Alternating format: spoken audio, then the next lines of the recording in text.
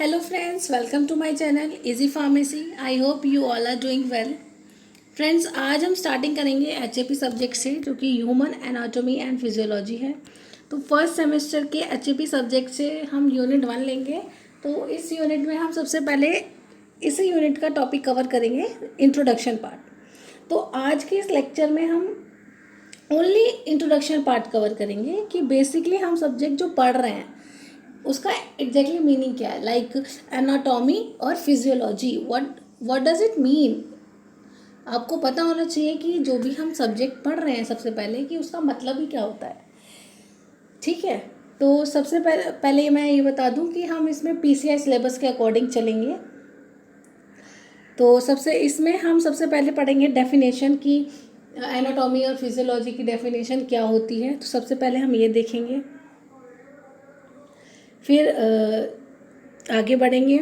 तो सबसे पहले आपका आएगा introduction part, that what is anatomy. It is a branch of medical science deals with internal structure of the body. ये एक ब्रांच होती है आपकी मेडिकल साइंस की, जो कि किससे डील करती है? बॉडी के इंटरनल स्ट्रक्चर से, like heart and bones. Now what is physiology? It deals with functions of the body.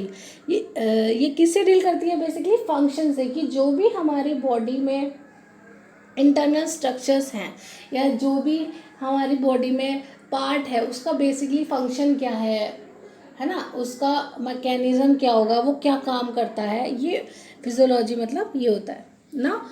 Basic life processes से पहले मैं आपको ये बताऊंगी कि लेवल ऑफ स्ट्रक्चरल ऑर्गेनाइजेशन क्या मीन्स, आपके ह्यूमन बॉडी का ऑर्गेनाइजेशन क्या है, आपकी ह्यूमन बॉडी किससे मिलकर बनी है।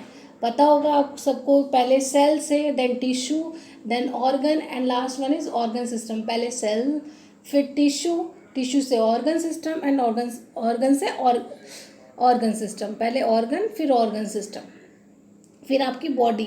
ठीक है, तो अब पढ़ेंगे हम basic life processes basically 6 processes होते हैं इसमें। First metabolism, second responsiveness, third movement, fourth growth, fifth differentiation and last one is reproduction. If we talk about first, तो आपकी क्या है? Metabolism. It comprises all chemical reaction that occur in the human body. ये comprise करते हैं सारी chemical reaction को जो भी हमारी ह्यूमन बॉडी में होती हैं, सारी केमिकल रिएक्शंस को कंटेन करते हैं। बेसिकली ये इसमें जो इंक्लूड होती हैं वो 2 तरह की रिएक्शन होते हैं, कैटाबॉलिज्म एंड एनाबॉलिज्म। एनाबॉलिज्म आपकी होती है buildup of the chemical substances and catabolism होती है आपकी break down of the chemical substances. For example respiration and digestion, both of which take in nutrients and convert them to useful energy. For example digestion कैसे हो रहा है आपका? Food लेंगे, आप खाएंगे, च्यूइंग करेंगे, आपका डाइजेस्ट होगा। इस पूरे प्रोसेस से, डाइजेशन प्रोसेस से आपको एनर्जी मिलेगी। बाद में जब आप फूड खा लेते हैं तो आपको एनर्जी मिलती है, किसी भी काम को करने की एनर्जी मिलेगी आपको। तो डाइजेशन में क्या हो रहा था? ब्रेक डाउन हो रहा था। तो next second one is responsiveness. It is a process of detecting and reaction to stimuli. ये प्रोसेस होता है डिटेक्शन का, और जो भी एक्शन हो रहा है उसका तुरंत रिएक्शन करना और रिस्पॉन्स करना। आई रिपीट, ये प्रोसेस होता है डिटेक्शन का, और जो भी एक्शन हो रहा है उसका तुरंत रिएक्शन करना और रिस्पॉन्स करना, ये होगा आपका responsiveness. Stimuli can be internal और एक्सटर्नल, जैसे कि सडन पेन या फिर change in body temperature. External stimuli में आपका क्या क्या आएगा? लाइट, साउंड और smell. Third one is movement. Many types of movements occur in human body. बहुत तरह की मूवमेंट्स होती हैं जो कि होती हैं ह्यूमन बॉडी में, like running, jumping and circulation of blood and contraction of muscle fibres that produce speech. Now growth occurs in the human body when cells increase in size और नंबर। जब आपकी सेल इंक्रीज होंगी size में या फिर number में, तो आपकी ग्रोथ अकर होगी, बढ़ेगी। आपकी ग्रोथ जब बढ़ेगी जब आपके सेल इंक्रीज होंगे नंबर में और साइज में। Anabolism must happen faster than catabolism. Anabolism जो है वो कैटाबॉलिज्म के अकॉर्डिंग, कैटाबॉलिज्म से अगर कंपेयर करें एनाबॉलिज्म को, तो इसमें ज़्यादा फास्टर से होगा। एनाबॉलिज्म मैंने क्या बताया, buildup of the chemical substances, breakdown से ज़्यादा बिल्ड होंगे केमिकल सब्सटेंसेस में, ठीक है। Second, differentiation, it is a development process in which unspecialise cells change into specialise cell.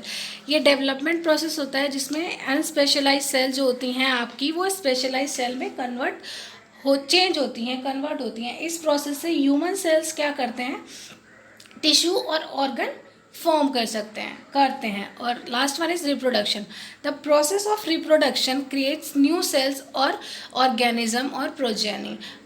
Reproduction का प्रोसेस क्या होता है, सिंपली क्रिएट करता है, प्रोड्यूस करता है न्यू ऑर्गेनिजम्स को, सेल को और प्रोजेनी को। नाउ एनाटॉमिकल टर्मिनोलॉजी, ये आपको ये पता होना चाहिए कि इन वर्ड का मीनिंग क्या होता है, ठीक है। ये आपके एनाटॉमिकल टर्मिनोलॉजी है। First, angio, angio means vessels, anti means against, brady means slow, card means heart. Card की जब भी हम बात करेंगे, किसी भी वर्ड के आगे कार्ड लग जाएगा तो heart. Derm means skin, cyto means cell. Like derm की बात करूँ तो डर्मेटोलॉजिस्ट कौन होते हैं, स्किन के स्पेशलिस्ट होते हैं। साइटो सेल, एक्सो बाहर आउटसाइड, एंडो इनसाइड। नेफ्रो की बात करेंगे तो किडनी की बात आएगी। Neuro nerve, ophth eye, pneumo lungs, thrombo clot. And osteo की बात करेंगे तो बोन, टॉक्स पॉइजन। ऐसी बहुत होती हैं। Now hemostasis, it is the balance between internal and external environment। ये बैलेंस होता है इंटरनल और एक्सटर्नल इन्वायरमेंट के बीच का। कैसे अपना इंटरनल जो भी टेम्परेचर है मेंटेन करके रखता है, एक्सटर्नल टेम्परेचर के साथ साथ दोनों बैलेंस करके रखता है। बेसिकली दो तरह के होते हैं, नेगेटिव फीडबैक सिस्टम और पॉजिटिव फीडबैक सिस्टम। तो आपका जो पॉजिटिव फीडबैक मैकेनिज्म है वो किसके अपोजिट होता है, नेगेटिव फीडबैक मैकेनिज्म के। नेगेटिव फीडबैक मैकेनिज्म में बेसिकली क्या होता है, जो आउटपुट रिड्यूस होता है आपके, the output reduce the original effect of the stimulus.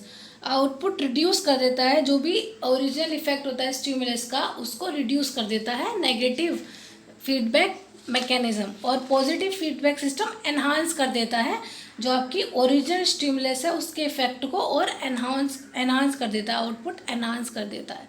For example oxytocin hormone. So guys, इसके बाद हम पढ़ेंगे सेल। तो ये था आपका सिंपली इंट्रोडक्शन पार्ट कि हम फर्स्ट सेमेस्टर में यूनिट 1 में इंट्रोडक्शन में क्या पढ़ रहे हैं। तो मैंने आपको सिर्फ इस लेक्चर में सिर्फ इंट्रोडक्शन पार्ट बताया है। नेक्स्ट लेक्चर में हम सेल पढ़ेंगे कि बेसिकली सेल क्या होता है।